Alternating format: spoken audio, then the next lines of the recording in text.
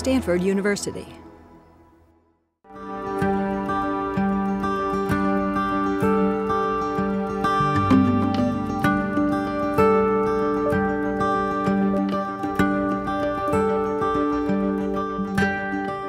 I'm Courtice, and I'm Director of the University of Cambridge Institute for Sustainability Leadership. I often reflect how fortunate I have been to have had a career that has evolved absolutely in lockstep with the sustainability debate. That was never planned, but you can't grow up in a country like South Africa without being acutely aware of the extraordinary beauty of the natural world. At the same time, it was and is still today impossible to ignore the social conditions in which many people lived then when I was growing up and still live today. There's a constant reminder of why it is that we need to change the system as it currently prevails, with so much environmental degradation and social injustice. The Bright Award is an award in environmental sustainability. The goal is both to recognize the amazing work that the recipients have done, but also shine a light on it in hopes that it will extend the influence of that work. One of the very impressive things about what Polly has been able to do is using her capacity to create relationships between universities, governments, and the private sector. She has the support of the highest levels of government in England. She's the support of the Prince of Wales, and she is, of course, situated at one of the world's best universities. When I look back 25 years or so ago, we had some pretty heated debates and arguments about what was business's responsibility in the face of climate change and human rights and poverty. And lots of companies were saying, this is nothing to do with us.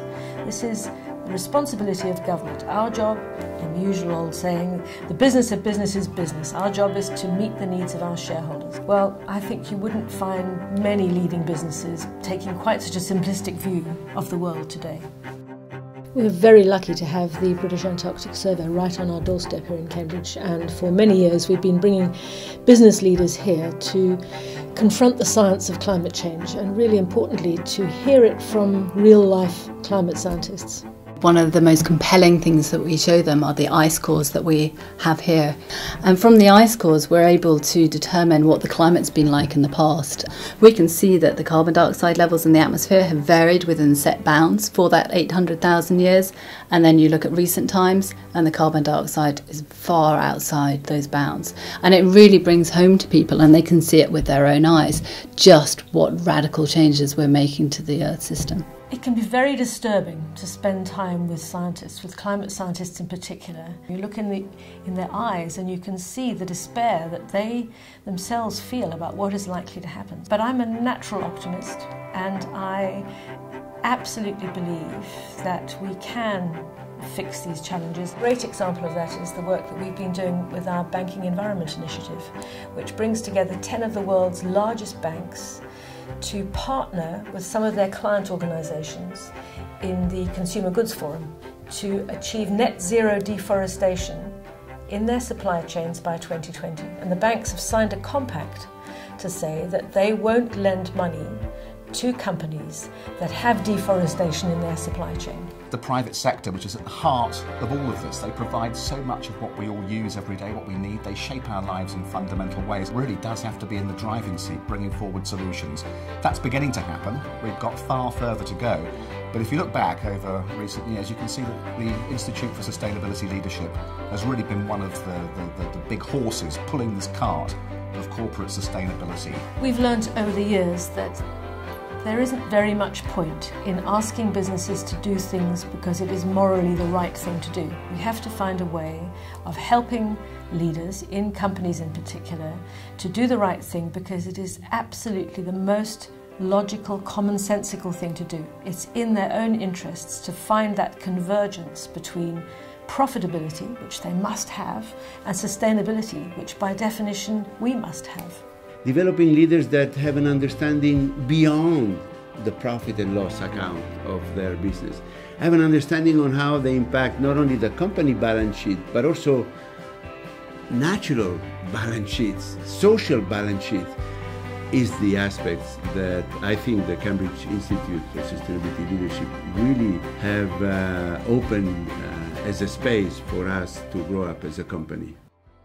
What Polly Courtice is doing is very much of a piece with what Stanford tries to do, which is she's harnessed the knowledge that researchers at a great university produce and turned it into practical solutions for problems in the world. The Bright Award is such a distinguished award, will attract attention in a way that I could never have done, that we could never have done without this extraordinary opportunity. So I'm personally immensely grateful. Polly has been one of the unsung heroes of the sustainability movement. She's been battling away on this subject for more than a quarter of a century, and without any real personal profile, has literally changed the whole nature of this discussion. I feel really sad that my children won't inherit as good a world, in effect, as I inherited. But I have to hope that the kind of leadership that we're trying to foster now will gather momentum, will gain strength, and in the next generation of leaders will offer an absolute determination that this is not an inevitable way for us to live on this planet. So my dream would be to have people who are self-confidently, ambitiously, determinedly driving us in a direction of living in a more sustainable world on this precious planet.